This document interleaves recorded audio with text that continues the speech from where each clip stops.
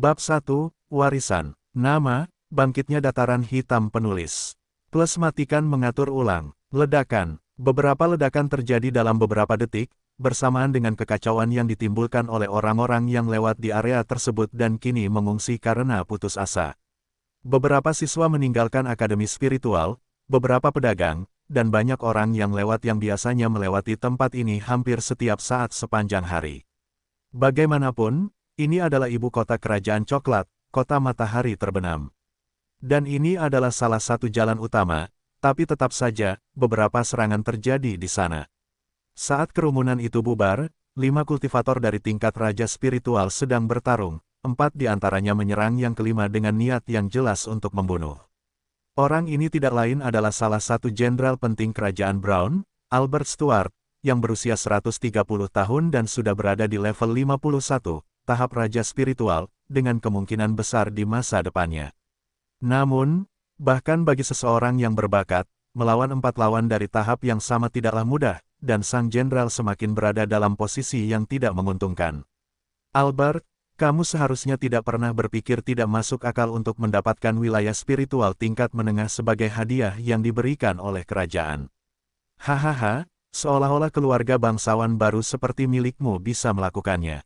Belum lama ini, kerajaan tersebut memindahkan kedaulatannya ke wilayah yang sangat kaya akan energi spiritual, tentu saja berdasarkan standar wilayah ini. Sejak mantan keluarga penguasa di wilayah itu telah meninggalkan kerajaan Brown, meninggalkan beberapa keluarga bangsawan yang haus akan tempat ini. Akhirnya, karena jasa Albert Stuart yang berjasa, dia menerima wilayah itu, dan dia mempunyai harapan untuk meningkatkan kekuatan keluarganya di tempat kaya seperti itu. Namun, ini adalah sumber daya yang tidak dapat dimiliki oleh keluarga bangsawan kecilnya. Penyerang lain menambahkan dengan senyuman di wajahnya. Berbahagialah karena kami tidak akan menyentuh putramu saat kamu mati, hahaha, namun kami akan memberinya tanah dataran hitam sebagai warisanmu. Yang dimaksud adalah wilayah dataran hitam adalah tempat yang miskin, steril, dan kepadatan spiritualnya sangat rendah. Sungguh menyedihkan, jangan berpikir aku akan mati tanpa membawa salah satu dari kalian bersamaku. Setelah mengatakan ini, Albert Stuart memusatkan seluruh energi spiritualnya yang ada di tubuhnya dalam lingkup energi hitam, sementara vitalitasnya sebagai raja spiritual yang dapat memberikan harapan hidup sekitar 1600 tahun tersedot ke dalam kecepatan yang luar biasa, mengubah penampilannya dari seorang dewasa muda menjadi seorang pria tua dengan kedua kaki di dalam kubur dalam sekejap. Sial, pria gila ini akan mengorbankan dirinya sendiri. Mundur. Pada saat itu juga terjadi ledakan besar di tempat tersebut, menghancurkan segala sesuatu yang berada di sepanjang jalan dalam radius 20 meter, ketika 3 orang terhuyung keluar sedangkan orang keempat terlempar dalam keadaan setengah mati.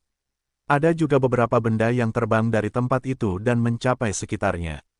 Sementara itu, seorang pemuda berwajah kekanak-kanakan, berambut coklat, tinggi 1,3 meter, berseragam hijau dan memegang ransel di punggungnya, dikejutkan dengan kejadian di sekitarnya ketika sebuah batu selebar lebih dari 1 meter datang ke arahnya. Ahaha, sayangnya, dia tidak dapat melarikan diri tepat waktu sebelum dia diserang. Ini adalah Minos Stuart, anak berusia 9 tahun dan putra seorang jenderal yang baru saja mengorbankan dirinya. Dia datang menemui ayahnya di depan akademi spiritual, setelah hari terakhir sekolahnya, sebelum dia akhirnya dapat memulai perjalanannya di dunia kultivasi. Dia kemudian kehilangan kesadaran. Tak lama setelah itu, tidak butuh waktu lama hingga situasi menjadi tenang, dan tak lama kemudian beberapa penjaga datang untuk mengendalikan situasi dan membantu para korban penyerangan tersebut. Bukankah itu anak nakal Jenderal Stuart? Salah satu penjaga yang membantu penyelamatan bertanya dengan suara rendah. Dan nampaknya situasinya gawat. Lebih baik membawanya langsung ke rumah Jenderal Stuart. Butler Dilian ahli dalam penyembuhan spiritual. Jika dia tidak bisa membantunya, maka kita juga tidak akan bisa membantu, ambillah dia dengan cepat. Penjaga lain berkata sambil membantu seorang pria tua di samping tubuh Minos yang tidak sadarkan diri. Saat Minos diselamatkan, suara serak tiba-tiba berbicara di dalam benaknya. Wah, situasimu bukan yang terbaik, meskipun, terlepas dari segalanya, kamu juga menerima kesempatan yang diimpikan banyak orang. Minos kemudian mulai berbicara dengan suara ketakutan. Siapa kamu? Di mana kamu? Jangan terlalu takut, meski berada di ambang kematian, itu bagusnya. Namaku Henricus Longus, dan mengenai keberadaanku, aku ada dalam pikiranmu. Lalu pemuda itu bertanya dengan tidak percaya. Henricus Longus, dewa pertama di dunia kita. Sepertinya namaku belum sepenuhnya dilupakan, tapi aku bukanlah dewa pertama, hanya manusia pertama yang mencapai level ini. Segera setelah itu, pemuda itu teringat sesuatu yang penting. Apa katamu? Dalam benakku, apa maksudmu? Suara tua itu kemudian menjawab. Benar, kamu menerima warisanku, jadi bagian jiwaku ini bisa berkomunikasi langsung dengan pikiranmu. Mengapa ini terjadi? Itu hanya karena kamu telah memenuhi persyaratan untuk menerima warisan. Tapi jangan terlalu percaya diri. Itu terjadi karena lokasimu dan fakta bahwa keadaan mendekati kematianmu telah mengubah fisikmu, dan karena alasan tertentu, saya tidak bisa menunggu begitu saja sampai ahli waris yang cocok datang kepada saya, jadi itulah mengapa saya datang kepada Anda. Minos kemudian bertanya, apakah fisikku berubah? Itu benar, kamu harus tahu bahwa ada 5 nada untuk fisik, biasa, prajurit, raja, suci, dan ilahi. Awalnya, kamu memiliki salah satu tingkat raja, tetapi karena kejadian itu diubah menjadi mutan tingkat umum, yang dapat terus berkembang menjadi tingkat ilahi. Ini pasti terjadi karena Anda memiliki fisik dengan kemampuan yang agak tidak biasa, dan setelah kejadian tersebut, sebuah anomali tercipta di tubuh Anda, menghasilkan fenomena langka ini. Mengenai faktor geografis, wilayah ini sangat kaya akan energi spiritual pada masaku. Itulah salah satu alasan aku menciptakan kerajaan tata ruang di dekat tempat ini. Namun aku tidak mengira energi di sekitarnya akan menjadi begitu tipis hanya dalam beberapa saat, juta tahun. Di zamanku, tempat ini bisa menciptakan sage spiritual, tapi sekarang, bahkan kaisar spiritual pun tidak bisa diciptakan di wilayah ini. Hal ini pada akhirnya menyulitkan saya untuk menemukan ahli waris yang cocok karena untuk menerima warisan saya, individu tersebut harus memiliki fisik tingkat ilahi. Dan karena orang tidak dilahirkan dengan fisik seperti itu, menemukan seseorang seperti itu di tempat seperti itu, ini hampir mustahil, karena tidak ada seorang pun yang cukup berbakat akan tinggal di sini. Sementara itu, anak berusia 9 tahun itu mendengarkan baik-baik perkataan tokoh sejarah tersebut, sehingga suara tua itu melanjutkan. Nak, warisanku akan memberimu potensi yang luar biasa karena bakatmu akan lebih tinggi dari bakat emas. Namun, kamu harus membuat janji. Bakat di dunia ini diklasifikasikan menjadi 5 baris. Warnanya putih, biru, hitam, perak, dan emas.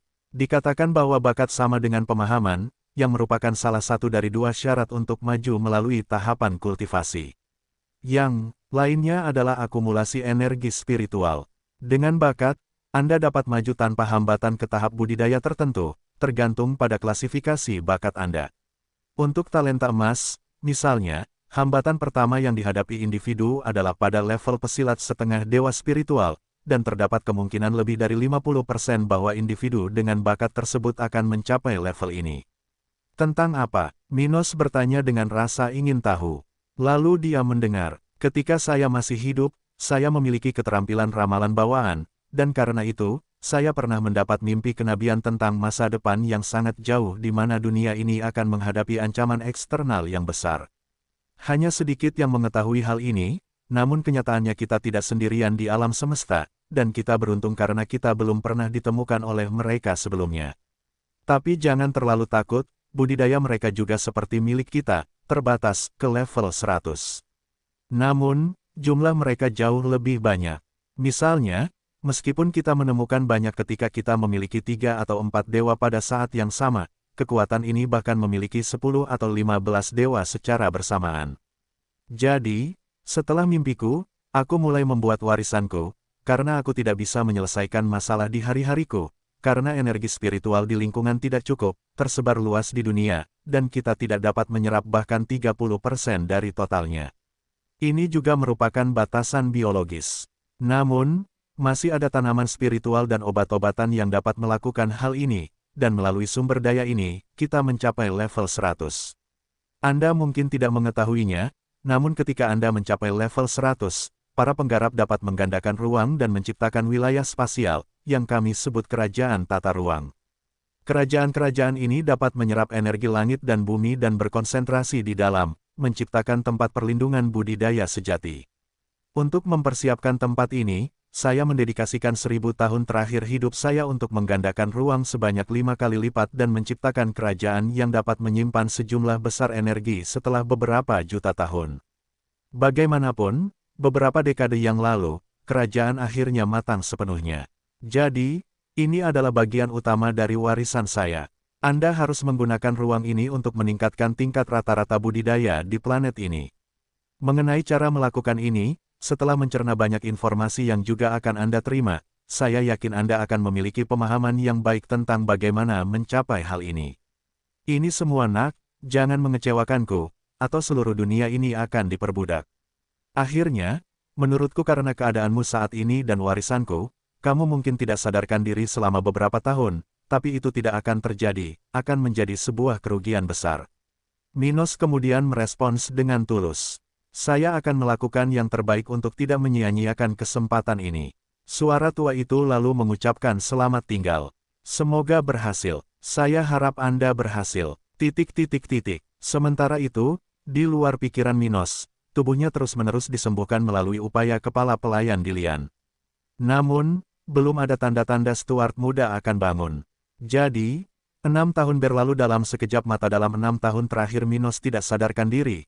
Kepala pelayan Dilian telah mengoleskan beberapa obat khusus ke tubuh tuan mudanya sambil mencoba mencari bantuan dari luar untuk membangunkannya. Namun, tidak banyak keberhasilan yang dicapai. Bahkan ibu Minos yang tidak hadir, yang sering mengunjunginya, juga berusaha membantunya semampunya, tapi sayangnya, sepertinya ada hal lain yang menghalanginya untuk bangun. Selama periode ini, beberapa perubahan terjadi setelah penyerangan terhadap Jenderal Albert Stuart. Misalnya, wilayah Lembah Merah, salah satu tempat terbaik untuk bercocok tanam di Kerajaan Coklat, yang harus diwariskan kepada keluarga jenderal, kemudian dialokasikan ke salah satu keluarga bangsawan terbesar di kerajaan ini. Keluarga Silva adalah kekuatan militer yang luar biasa, nomor 2 setelah keluarga kerajaan. Keluarga Silva menekan raja untuk mengubah mandat yang diberikan atas tanah tersebut kepada keluarga Stuart karena hal tersebut tidak diperlukan karena Albert Stuart sudah meninggal dan putra satu-satunya tidak pernah memberikan kontribusi apapun dan masih berjuang untuk bertahan hidup. Dengan cara ini, keluarga Silva memperoleh properti Lembah Merah setelah pembicaraan berbulan-bulan.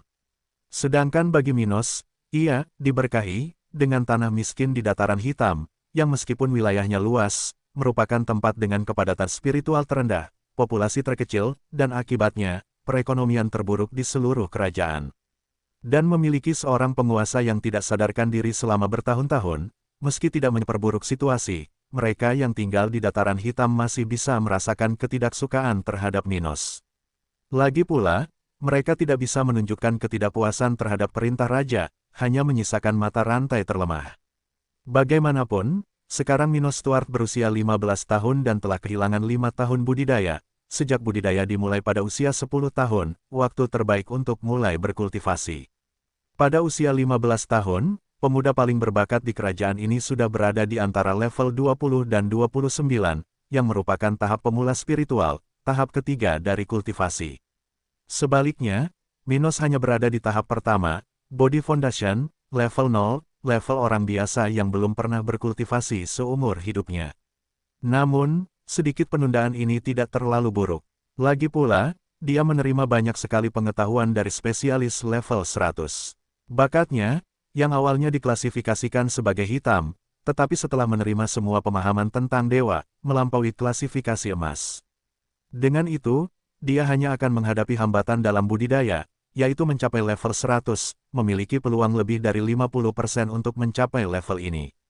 Jadi, satu-satunya masalah sekarang adalah Minos bangun dan mengumpulkan jumlah energi yang tepat.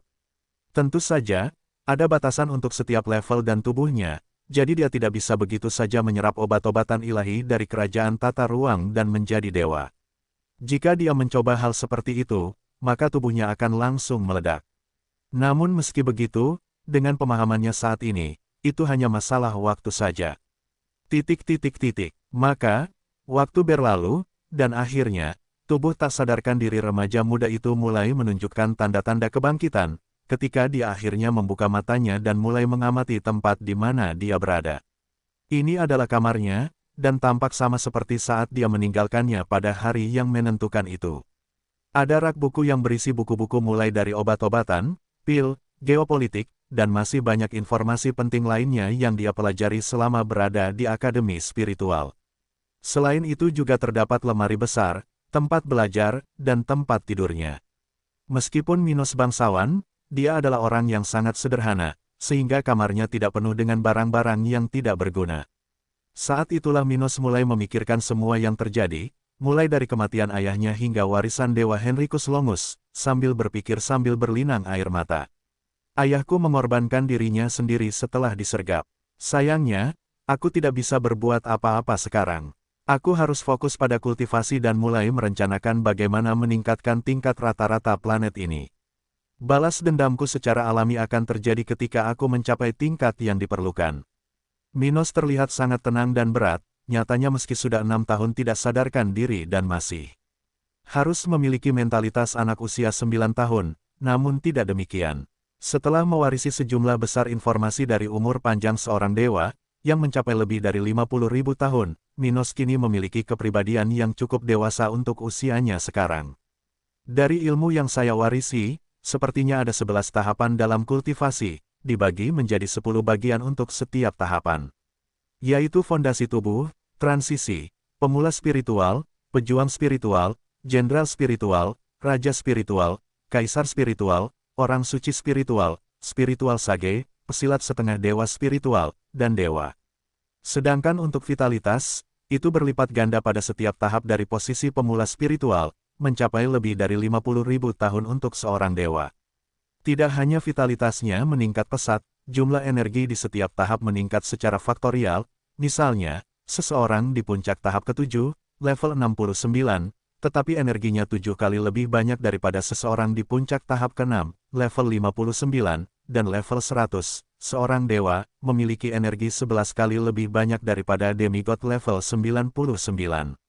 Selain itu, seseorang dapat terbang dengan menjadi seorang kaisar spiritual, hidup sementara dalam bentuk jiwa, jika tubuhmu hancur, dan kemudian seseorang dapat membangunnya kembali atau merasuki seseorang dengan pangkat orang suci spiritual.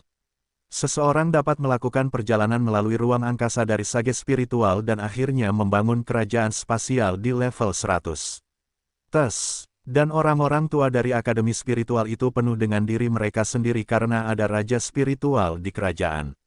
Mereka bodoh. Untuk fisikku, hahaha, aku beruntung. Meskipun telah mengalami kemunduran dari raja dari tingkat ke tingkat umum, sekarang akan lebih mudah untuk mencapai tingkat ilahi karena faktor mutageniknya. Dan sepertinya ia juga berspesialisasi dalam penyimpanan energi. Kalau tidak salah, aku harus melakukannya menyimpan hingga 5% lebih banyak energi di setiap tingkat kultivasi, dan itu akan terus meningkat, dan ketika fisik saya mencapai tingkat ilahi, saya akan memiliki energi hingga 40% lebih banyak daripada yang biasanya dimiliki orang lain.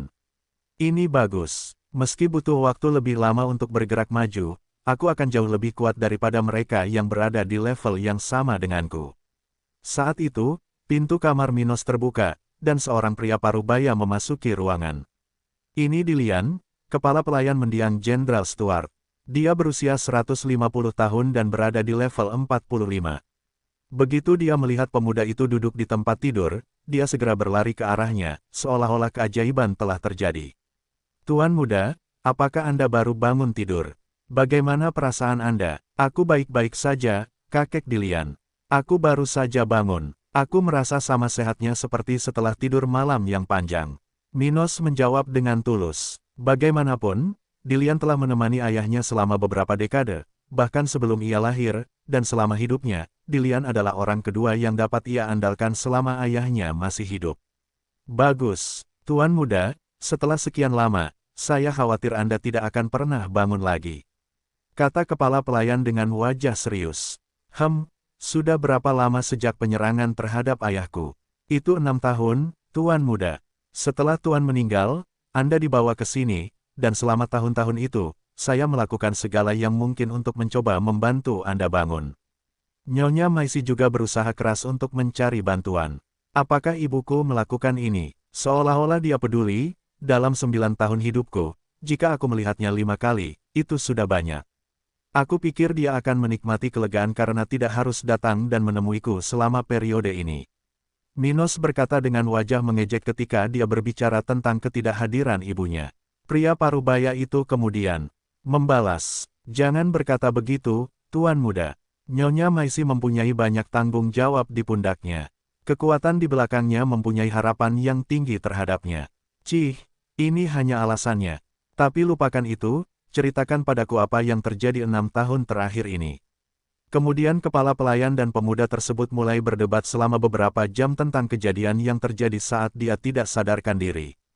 "Jadi, beginilah keadaannya. Untuk saat ini, kami hanya bisa menerima situasi ini karena kami tidak punya cara untuk membalas.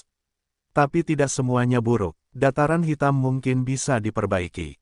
Ketika Minos mengatakan ini, dia langsung berpikir untuk mengunjungi kerajaan tata ruang dan mencari tahu apa yang bisa dia lakukan. Lagi pula, itu adalah satu hal yang Anda dengar dari seseorang. Melihatnya tepat di depan Anda adalah hal lain. Dia berpikir dengan serius, "Saya harus memasuki kerajaan tata ruang untuk mengetahui situasi di sana sebelum saya mulai berurusan dengan dataran hitam. Saya juga harus mulai berkultivasi setelah mendapatkan sejumlah sumber daya. Saya ingin melihat secara pasti efek dari bakat yang melampaui emas." Sedangkan untuk memasuki kerajaan tata ruang, dia memiliki cincin aneh di jari telunjuknya, di tangan kanannya. Cincin seperti itu ditinggalkan oleh Minos oleh pecahan jiwa saat menerima warisan. Cincin itu tidak terlihat oleh siapapun selain Minos, dan itu juga merupakan sarana untuk memasuki dan meninggalkan kerajaan tata ruang dimanapun dia berada. Hampir seperti item teleportasi malam tiba di ibu kota kerajaan Brown. Sementara itu, seorang pemuda di sebuah rumah besar terlihat sangat serius. Ini adalah Minos. Dia sedang mempersiapkan mental untuk memasuki kerajaan tata ruang segera setelah kepala pelayan Dilian pergi. Saat itu, pria parubaya tersebut masih merencanakan perjalanan ke dataran hitam yang rencananya akan dilakukan dalam beberapa hari ke depan. Ketika Minos akhirnya menyadari bahwa dia bisa mendapatkan privasinya, dia kemudian mengaktifkan cincin di tangan kanannya. Hanya dengan satu pikiran, pemuda itu menghilang dari tempatnya berada. Hampir seketika, Minos menyadari seluruh sekelilingnya berubah ketika dia mulai menikmati pemandangan indah di depannya. Itu adalah tempat yang sangat besar, yang batasnya tidak dapat dilihat. Nyatanya, meski di kerajaan coklat sudah malam, tempat ini masih terlihat jelas, seolah-olah tempat yang sangat jauh. Ia juga memiliki konsentrasi energi spiritual yang ratusan, bahkan ribuan kali lebih besar daripada kepadatan spiritual kota matahari terbenam. Ada ribuan pohon dari berbagai jenis, bahkan ada yang mengeluarkan tekanan tertentu. Namun, bagi seseorang tanpa budidaya seperti Minos, tidak mungkin dia membedakan secara tepat kekuatan yang terkandung dalam setiap tanaman di tempat ini. Lagi pula, ada juga sebuah danau besar, yang tampaknya berada di dekat area terbuka di mana terdapat sebuah rumah besar. Berjalan selama beberapa menit, dia melihat berbagai jenis obat-obatan, yang menurut pengetahuannya, bahkan dapat membantu para sage spiritual. Sayang sekali, butuh waktu lama sebelum aku bisa menggunakan sumber daya ini, pikir Minos sambil berjalan di tempat itu. Akhirnya, dia sampai di rumah. Bentuknya seperti rumah pantai, dengan jarak yang luas antara rumah dengan danau, memberikan kesan sebagai tempat yang ideal untuk memupuk kedamaian. Memasuki rumah, pemuda itu melihat banyak ruangan. Setidaknya ada 20 buah, dengan beberapa kamar mandi tersebar, 3 ruang pertemuan besar, 1 dengan meja dengan lebih dari 10 kursi, dan 2 lainnya dengan kursi dan sofa. Semuanya didekorasi dengan baik, tetapi ruangan tertentu menarik perhatian Minos. Menurut ingatan yang diterima dari warisan, ada 3 cincin spasial di ruangan. Di dalam cincin ini, terdapat senjata, kristal spiritual, teknik khusus dalam budidaya, pergerakan, serangan, jiwa, penyembuhan, sejauh yang saya tahu, teknik diklasifikasikan, putih, biru, hitam, perak, dan emas. Dan yang membedakannya, pada dasarnya adalah konversi energi spiritual pengguna ke dalam teknik, yang masing-masing menggunakan 40%, 50%, 70%, 100%, dan 200% energi yang digunakan untuk mengaktifkan teknik tersebut. Artinya, dengan jumlah energi yang sama, jika seseorang melepaskan teknik serangan yang tergolong dalam biru, dan orang lain melepaskan teknik serangan lain yang tergolong dalam emas, maka orang kedua berhasil melepaskan teknik yang 4 kali lebih kuat dari yang pertama. Tekniknya juga dapat dibagi lagi menjadi beberapa fase, oleh karena itu sebaiknya mempelajari teknik yang jumlah fasenya sama, karena jumlah langkah yang masih kurang untuk langkah ke-11, karena menggunakan teknik tersebut memberikan peningkatan dalam kekuatan yang lebih besar pada tahap akhir budidaya. Selain itu, di dunia ini, para pembudidaya dibatasi oleh tahapan budidayanya, hanya menambahkan satu teknik pada setiap tahap. Dengan begitu, para kultivator harus memilih masing-masing dengan baik karena meskipun ada kemungkinan untuk mengubah teknik, Anda harus memilih teknik dengan fase yang lebih sedikit, yang akan merugikan pada tingkat tertinggi. Fase suatu teknik mengacu pada karakteristiknya. Misalnya, jika suatu teknik dibatasi pada area tertentu, area tersebut hanya akan bertambah jika kultivator meningkatkan fase penguasaannya atas teknik tersebut. Sebelumnya, tidak peduli tingkatan kultivatornya, karakteristik seperti ini akan selamanya dibatasi oleh fase di mana ia berada. Terakhir, teknik pertama haruslah teknik yang khusus dalam kultivasi, karena seorang kultivator tidak dapat mengumpulkan energi spiritual tanpa teknik tersebut. Setelah itu, orang biasanya memilih serangan di transisi dan bertahan di pemula spiritual. Pokoknya, sepertinya hampir semua teknik tergolong emas atau perak. Sedangkan untuk senjata ini, sayangnya, saya tidak akan bisa gunakan senjata ini hingga aku mencapai setidaknya level 60. Sebelumnya, aku tidak akan mampu mengatasinya. Saat memeriksa semua cincin spasial, Minos menemukan teknik budidaya 11 fase, yang diklasifikasikan sebagai emas, yang disebut Solar God Breed. Itu memiliki efek khusus yang unik, menggandakan kecepatan pengumpulan energi spiritual bebas di udara pada siang hari, dengan peningkatan eksponensial dari karakteristik tersebut di fase selanjutnya. Nafas Dewa Matahari, ya, kamu akan menjadi teknik pilihan pertamaku. Setelah itu, Minos menghabiskan lebih banyak waktu untuk mengumpulkan beberapa item dengan peringkat terendah di tempat ini karena dia tidak dapat menggunakan atau berkeliling dengan item yang sangat berharga tanpa memiliki kekuatan untuk memiliki hak tersebut. Dia juga memilih teknik budidaya untuk kepala pelayannya Dilian karena dia pasti tidak akan memiliki sesuatu yang dinilai sebaik teknik tingkat perak atau tingkat emas. Akhirnya, dia memutuskan untuk menghabiskan beberapa jam berikutnya untuk mengembangkan teknik yang baru dipelajarinya hingga dia mencapai level 1. Kalau terus begini, aku seharusnya bisa mencapai level 10, awal transisi, dalam waktu kurang dari 1 bulan. Sedangkan kristal spiritual ini, ada jutaan di sini, tapi semuanya berada pada level tinggi, tubuhku tidak akan mampu menahan jumlah energi yang dimilikinya sampai aku mencapai, setidaknya, tahap orang suci spiritual. Kristal spiritual yang dimaksud dibagi menjadi 3 jenis di dunia spiritual, mulai dari konsentrasi rendah, sedang, dan tinggi, tumbuh dalam energi sehingga konsentrasi tinggi 10.000 kali lebih kaya daripada konsentrasi rendah dan 100 kali lipat dibandingkan konsentrasi sedang. Kristal tingkat rendah diindikasikan untuk orang dengan level 20 hingga 49, tingkat menengah untuk level 50 hingga 69, dan tingkat tinggi untuk orang di atas level 70, yaitu tingkat di mana tubuh dapat mendukung energi yang terkandung dalam setiap jenis spiritual, kristal. Mengapa mereka yang berada di bawah tahap pemula spiritual tidak dapat menggunakan kristal dalam budidaya? Hal ini karena, dalam yayasan Kopral, budidaya dipusatkan pada mempersiapkan tubuh untuk mendukung kekuatan roh di masa depan dan pada tahap berikutnya, transisi, pengembangan spiritual, terjadi, yang dapat diperkuat dari langkah berikutnya.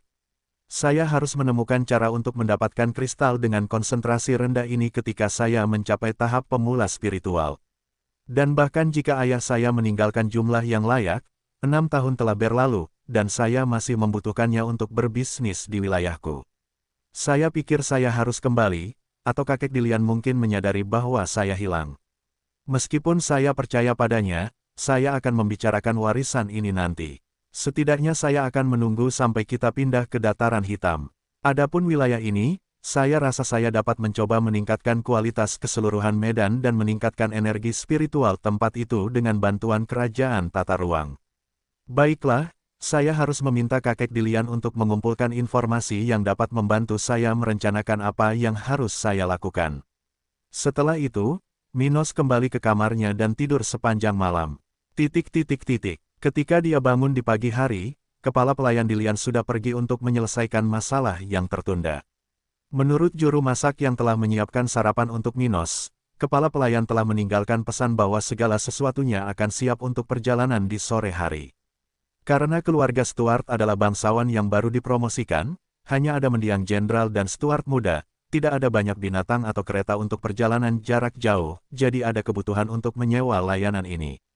Dan meski tidak membawa banyak barang, masih ada sekitar 20 pelayan dan 10 penjaga yang tetap tinggal bahkan setelah Albert Stuart meninggal.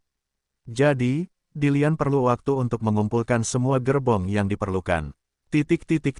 Waktu berlalu, dan tak lama kemudian sore pun tiba ketika 12 gerbong melaju di sepanjang sisi selatan ibu kota, menuju dataran hitam yang jaraknya sekitar 4.000 km, sangat dekat dengan perbatasan kerajaan Brown dengan dua kerajaan lain yang memiliki kekuatan setara. Perjalanan yang dimaksud seharusnya memakan waktu kurang dari seminggu dengan menggunakan kereta yang didorong oleh makhluk spiritual yang menyerupai kuda. Mereka adalah monster tahap ketiga, menempuh jarak hingga 1.000 km sehari. Sementara itu, di istana keluarga Silva, dua lelaki tua bermain catur sambil minum teh di kota matahari terbenam. Salah satu dari mereka memiliki ekspresi tenang di wajahnya, seolah-olah tidak ada kekhawatiran, sementara dia mengenakan jubah serba perak. Pria tua ini memiliki rambut putih dan janggut lebat. Namanya adalah Otis Silva, kepala keluarga Silva saat ini, berada di tahap raja spiritual, level 57. Yang lainnya adalah William Silva, level 52, salah satu orang yang bertanggung jawab atas kematian Albert Stuart, atas perintah yang lebih tua, pria di depannya. Dia mengenakan jubah hitam dan memiliki rambut beruban, sementara dia menunjukkan wajah penuh perhatian yang akan membuat siapapun menjauh.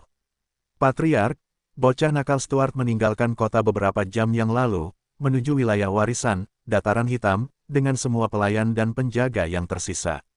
Dia juga tampaknya telah pulih sepenuhnya beberapa hari yang lalu.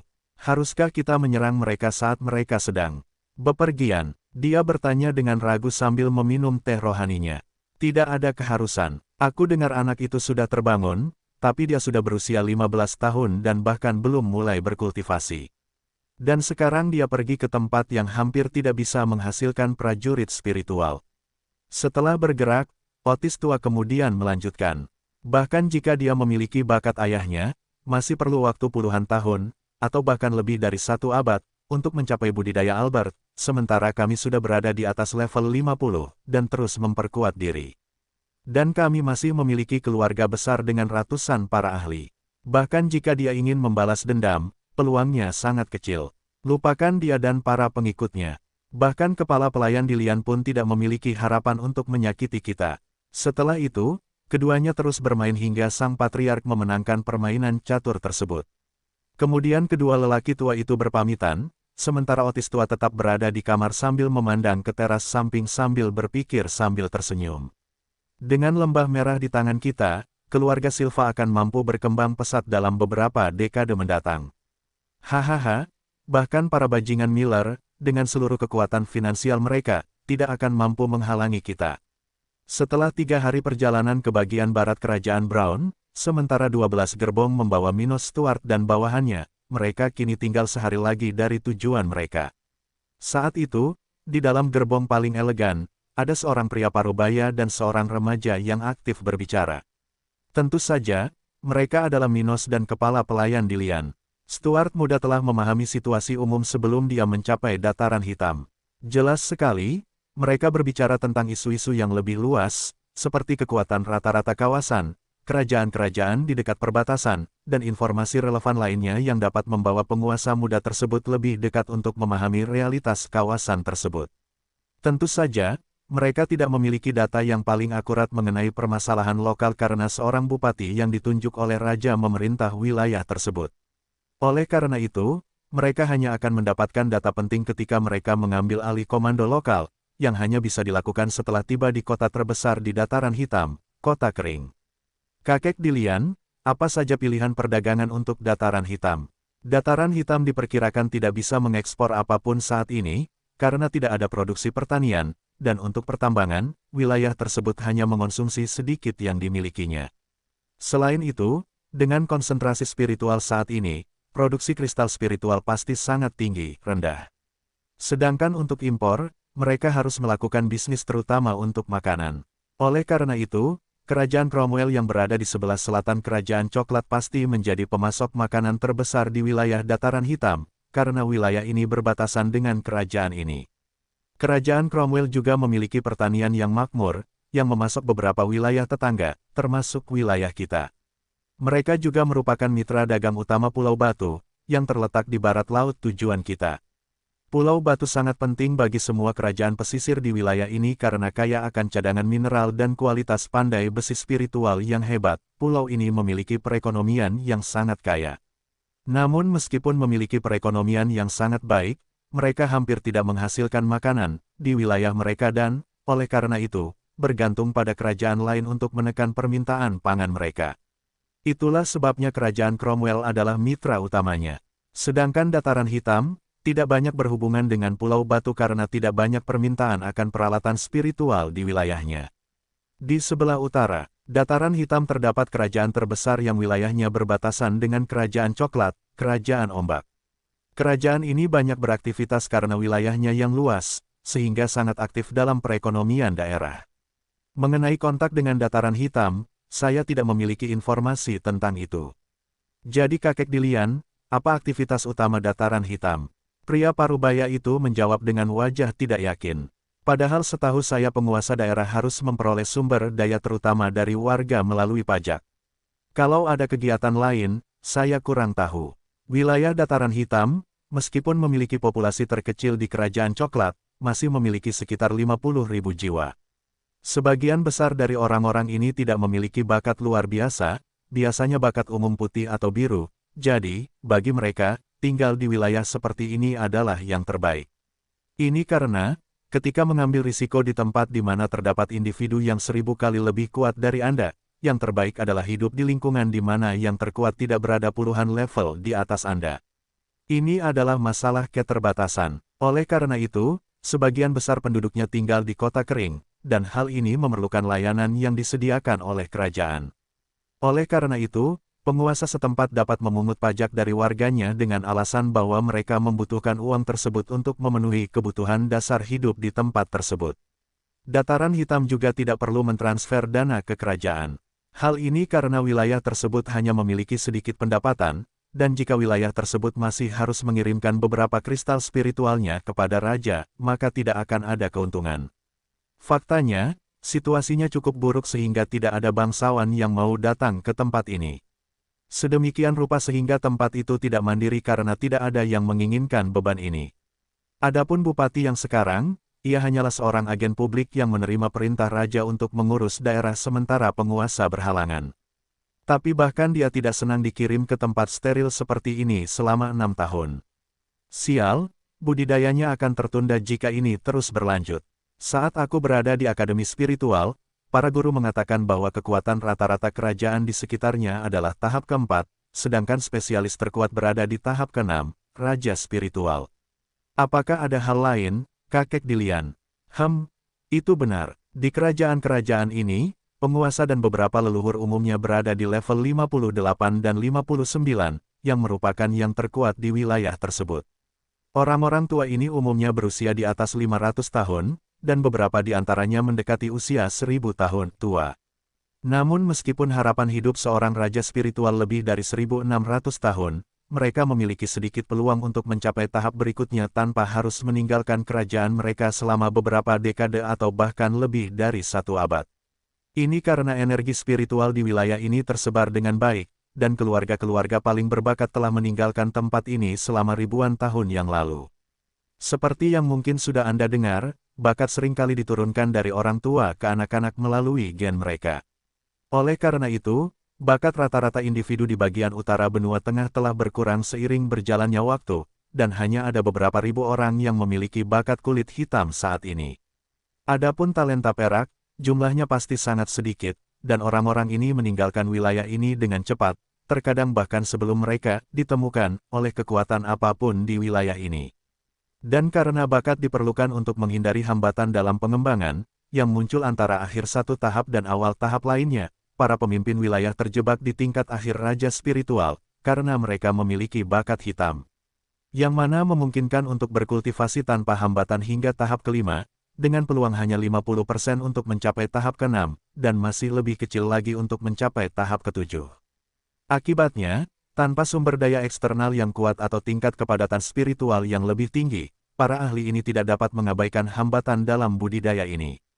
Oleh karena itu, hampir tidak ada penguasa yang memiliki budidaya kaisar spiritual di bagian benua tengah ini, karena meninggalkan kerajaan mereka sangat berbahaya bagi keluarga mereka dan diri mereka sendiri.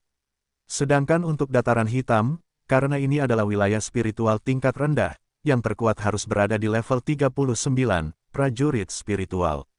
Kecuali, tentu saja, jika ada kekuatan eksternal yang dikirim dari wilayah lain.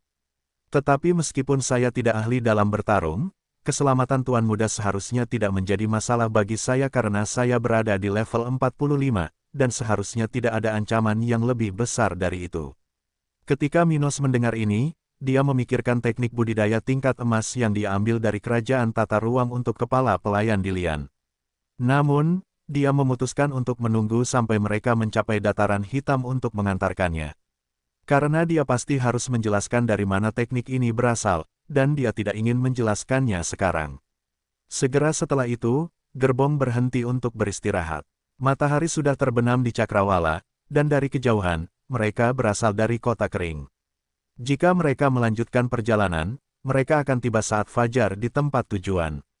Karena itu, mereka memutuskan untuk menunggu hingga keesokan harinya, membuat kamp di dekat jalan raya. Minos hampir tidak punya banyak waktu untuk berkultivasi dalam 3 hari terakhir ini, tapi dia masih berhasil mencapai level 2. Dan karena perbedaan antara level awal sangat kecil, tidak ada yang memperhatikan kemajuan kekuatan Stuart muda karena dia juga masih muda, tidak mencoba mengungkap hal itu. Akhirnya, malam tiba, dan keesokan paginya Minos akan tiba di rumah barunya, di mana dia memutuskan untuk membangun pasukannya. Dengan ilmu yang diwarisi dari Dewa Henricus Longus, Minos mengetahui beberapa cara untuk memperkuat suatu wilayah. Dia hanya perlu menyelidiki situasi dataran hitam untuk menyelesaikan rencananya secara menyeluruh. Dia telah memutuskan untuk mengubah rumah barunya menjadi kerajaannya sendiri, menciptakan kekuatan yang kuat yang dapat bersaing bahkan dengan kerajaan terbesar di dunia ini. Berjam-jam berlalu ketika Stuart muda akhirnya melihat kota kering di kejauhan. Itu adalah tempat yang sesuai dengan namanya. Kering, lingkungan sekitar kota benar-benar gersang, hampir tidak ada pepohonan di seluruh kota. Itu adalah kota kecil, dengan banyak rumah umum dan beberapa perdagangan terletak di wilayah tengah. Ada juga sebuah rumah besar biasa, tepat di tengah kota. Ini adalah pusat pemerintahan lokal dan juga rumah masa depan Minos. Jalanan memiliki pergerakan yang baik, dengan beberapa orang yang lalu lalang dan dengan sedikit gerbong. Faktanya, selain kelompok Minos, hanya ada 2 orang lainnya di seluruh kota.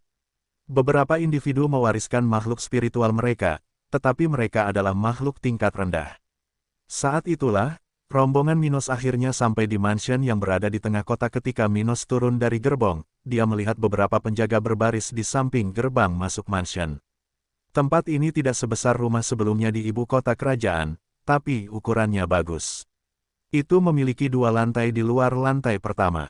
Warnanya putih, artinya tempat ini tidak terlalu menarik perhatian di kawasan ini. Selain itu seperti kota, sangat sederhana dan sangat kering. Tidak ada satupun tanaman yang menghiasi tempat itu, hanya tanah kosong di depan gedung, beserta pagar besar dan gapura. Kemudian, seorang pria parubaya yang sedikit kelebihan berat badan dengan rambut putih di kepalanya, tidak dicukur dan mengenakan jubah putih, mulai berjalan menuju gerbang, di mana barisan penjaga mengawasi situasi yang dimaksud. Padahal, dalam 2 hari terakhir ini, sebagian besar petugas yang bertugas di kota kering sudah bersiap untuk hari ini. Lagi pula, setelah 6 tahun, mereka akhirnya akan bertemu dengan penguasa mereka. Adapun apa yang mereka harapkan, tidak masalah siapa yang bertanggung jawab di sini. Dengan banyaknya permasalahan yang ada di wilayah ini, tidak banyak yang bisa dilakukan, sehingga banyak dari mereka yang tidak terlalu mempedulikannya. Itu hanya seseorang dengan nama berbeda yang memberi mereka perintah. Namun, ada beberapa orang yang merasa khawatir. Lagi pula, meskipun mereka tidak dapat berkembang, orang-orang ini, setidaknya, ingin mempertahankan status mereka saat ini. Tapi kemunduran, itu yang terburuk. Jadi, Ada yang khawatir apakah penguasa ini bisa menangani urusan lokal atau tidak karena dia tampaknya tidak punya pengalaman. Dan yang lebih parah lagi, sejauh yang mereka tahu, dia bahkan belum mulai berkultivasi. Sejauh yang mereka tahu, dia mungkin tidak ada gunanya. Bagaimanapun, pria yang sedikit kelebihan berat badan itu memperkenalkan dirinya. Selamat datang di Kota Kering, nama saya Nelson Skinner, dan saya telah menjaga wilayah dataran hitam selama 6 tahun terakhir, atas perintah Raja Brown. Saya diperintahkan untuk menunggu kedatangan penguasa dan kemudian serahkan panglima wilayah itu kepadanya. Tolong temani aku ke kantor lamaku. Aku akan menunjukkan kepadamu hal yang paling penting untukmu. Setelah mendengar ini, Minos dan Dillian mengikuti Bupati Skinner ke dalam mansion. Tuan Muda Stuart, setelah saya menerima berita kesembuhan Anda, saya membuat semua pengaturan untuk memfasilitasi pergantian komando. Saya telah memastikan bahwa semua informasi penting disampaikan kepada Anda hari ini. Setelah beberapa jam berbincang, Nelson Skinner akhirnya meninggalkan mansion dengan senyum lebar di wajahnya. Dia akhirnya bisa keluar dari lubang ini. Dia bahkan tidak sabar menunggu 1 menit lagi untuk pergi. Padahal, sejak subuh, semua barang miliknya sudah tersimpan dengan baik, dan gerbongnya sudah siap berangkat kapan saja. Begitu dia meninggalkan mansion, dia pergi tanpa menoleh ke belakang, berharap dia tidak perlu kembali ke tempat ini. Di dalam mansion, Minos bertemu dengan sekretaris yang bekerja untuk bupati pada periode sebelumnya dan pemimpin penjaga Kota Kering. Sekretarisnya bernama Mia, dia berumur 27 tahun, level 23, bakat biru. Dia memiliki kecantikan yang bisa dianggap biasa saja, namun meski begitu, dia enak dipandang, terutama dengan lekuk tubuhnya yang menonjol. Komandan penjaga bernama Pike, dia berusia 53 tahun, level 35, talenta biru. Dia tinggi, lebih dari 1,9 meter, dan memiliki mata yang tajam. Ada juga bekas luka berukuran sedang di sisi kanan wajahnya. Keduanya lahir dan besar di wilayah dataran hitam. Mia mulai bekerja di pemerintahan lokal 5 tahun lalu, sementara Pike sudah bekerja sebagai pengawal di bawah 3 bupati yang diutus raja dalam 25 tahun terakhir. Dia pastilah orang yang paling mengetahui wilayah ini, menjadi seseorang yang pasti bisa banyak membantu Stuart muda. Setelah bertemu dengan mereka dan anggota pemerintahan lokal lainnya, Minos tetap tinggal di kantor barunya, hanya dengan kepala pelayan Dillian yang mendiskusikan beberapa informasi yang mereka terima. Saat itu, mereka memperoleh beberapa data yang relevan mengenai realitas di mana wilayah dataran hitam berada. Misalnya, Kota Kering saat ini memiliki sekitar 30.000 penduduk dan, dengan pajak tahunan sebesar 1 kristal spiritual tingkat rendah, terdapat pendapatan sekitar 30.000 kristal per tahun. Selain itu, tambang kristal di wilayah ini menghasilkan sekitar 24.000 kristal kualitas rendah, namun pemerintah hanya mempunyai 25% dari jumlah tersebut karena pekerja dan biaya lainnya menuntut sisa dari jumlah tersebut. Dengan demikian, wilayah tersebut menghasilkan sekitar 36.000 kristal tingkat rendah per tahun. Namun biayanya juga 12.000 kristal per tahun, dibandingkan dengan 30 penjaga dan pejabat manajemen kota, sehingga menghasilkan keuntungan hanya 24.000 kristal. Namun, di brankas kota saat ini, hanya ada 1.000 kristal. Tentu saja mantan bupati itu sudah mengambil semuanya, karena pemungutan pajak sudah dilakukan beberapa hari yang lalu, sehingga brankasnya harusnya penuh. Dengan jumlah sebesar itu, pemerintahan hanya bisa berfungsi selama 1 bulan. Minos juga menemukan bahwa wilayah dataran hitam memiliki luas sekitar 200.000 km persegi, yang tidak ada gunanya, meskipun merupakan dataran yang hampir seluruhnya siap untuk ditanami. Namun, lahan tersebut benar-benar steril dan tidak cocok untuk pertanian. Ada juga sebuah danau di ujung timur wilayah itu, yang menyuplai wilayah tersebut. Ada beberapa sungai juga, tapi sampai saat itu tidak banyak menarik perhatian. Mereka hanya digunakan di sepanjang pantai untuk memperoleh makanan laut, yang diperdagangkan di Kota Kering, tapi ini tidak memiliki volume bisnis yang besar. Kegiatan itu dilakukan hanya untuk menjamin kelangsungan hidup keluarga nelayan. Ada penambangan di wilayah tersebut, tetapi jumlah kristal yang terlibat sangat sedikit, sehingga tidak perlu dikhawatirkan. Akhirnya, Minos menanyakan pertanyaan kepada kepala pelayan Dillian dengan wajah serius. Kakek Dillian, berapa banyak kristal yang tersisa dari yang ditinggalkan ayah kita? Tuan muda, Setelah menghabiskan 6 tahun terakhir dan perpindahan baru-baru ini, ada sekitar 30.000 kristal tingkat rendah dan 500 kristal tingkat menengah yang tersisa. Pemuda itu menghela nafas lalu berkata, "Yah, walaupun tidak banyak, tapi itu cukup untuk memulai. Lalu saya ingin melihat-lihat tanah di sekitar kota, dan saya ingin membuat kelompok untuk membantu saya di bidang pertanian. Saya rasa saya punya cara untuk meningkatkannya, aku hanya perlu mengkonfirmasi ini sebelum aku yakin. Saya juga ingin mereka mengumpulkan informasi tentang Master Array. Saya ingin membeli arai besar untuk ditempatkan di sekitar kota guna meningkatkan konsentrasi energi spiritual. Tapi untuk saat ini, saya hanya ingin informasi tentang itu karena kita tidak akan bisa melakukannya, membayar untuk layanan seperti itu untuk saat ini. Serta informasi tentang pandai besi spiritual. Saya ingin tahu persis siapa dan di mana mencarinya ketika kita memiliki cukup kristal." Susunan yang dimaksud adalah formasi yang dapat mengubah energi spiritual menjadi bentuk energi lain, memusatkan energi spiritual di area tertentu, menciptakan kawasan lindung, DEL. Meski dunia ini tidak mengembangkan teknologi, masyarakat tetap bisa memiliki gaya hidup yang nyaman jika mereka memiliki cukup energi kristal. Misalnya, ada susunan sederhana yang memancarkan cahaya. Lainnya digunakan untuk melepaskan panas dan banyak bentuk lain yang dapat memudahkan kehidupan sehari-hari di tempat ini. Adapun Master Array, ini adalah individu yang fokus pada pengembangan teknik spesifik yang terkait dengan array. Umumnya, mereka bukanlah pejuang, karena mereka tidak mengembangkan teknik menyerang, bertahan, dan bergerak, memfokuskan sebagian besar dari 10 teknik maksimum mereka pada dukungan susunan. Namun, mereka sangat berpengaruh di seluruh dunia spiritual. Sebagai pandai besi, mereka hampir sama dengan Master Array, dengan perbedaan bahwa mereka menghususkan diri pada teknik yang membantu produksi peralatan spiritual. Jadi, kepala pelayan Dilian sangat terkejut dengan apa yang baru saja dia dengar. Cara untuk memperbaikinya, Tuan Muda, saya ingin mempercayai Anda, tapi menurut saya tanah ini tidak bisa diperbaiki. Sebenarnya ada alasan mengapa tempat ini disebut dataran hitam. Hal ini terkait dengan fakta bahwa di lingkungan ini, dalam jangka waktu yang lama, tanaman apapun yang ditanam akan mati perlahan dan menjadi hitam pekat sebelum akhirnya berubah menjadi debu. Banyak ahli telah mencoba memecahkan masalah ini, namun semuanya berakhir gagal. Kata Dilian dengan wajah kasihan. Minos kemudian memutuskan sudah waktunya memberitahu Dilian tentang warisannya. "Kakek Dilian, sebenarnya ada alasan bagiku untuk mengatakan itu. 6 tahun lalu, saya kehilangan ayah saya dan hampir mati, namun saya juga diberi kesempatan besar. Saya dikenali oleh Dewa Henricus Longus dan menerima warisannya. Dengan itu, saya mendapat banyak ilmu dan juga tempat khusus yang ditinggalkan olehnya dengan banyak barang yang bisa membantu kita sekarang dan di masa depan. Bahkan, ketika saya tidak sadarkan diri, saya juga terkait dengan menerima warisan ini." Setelah mengatakan ini dengan wajah datar, Minos melemparkan gulungan kertas emas ke arah Dilian. Kepala pelayan kemudian melihat itu ketika dia tiba-tiba berpikir, "Ini, tidak mungkin.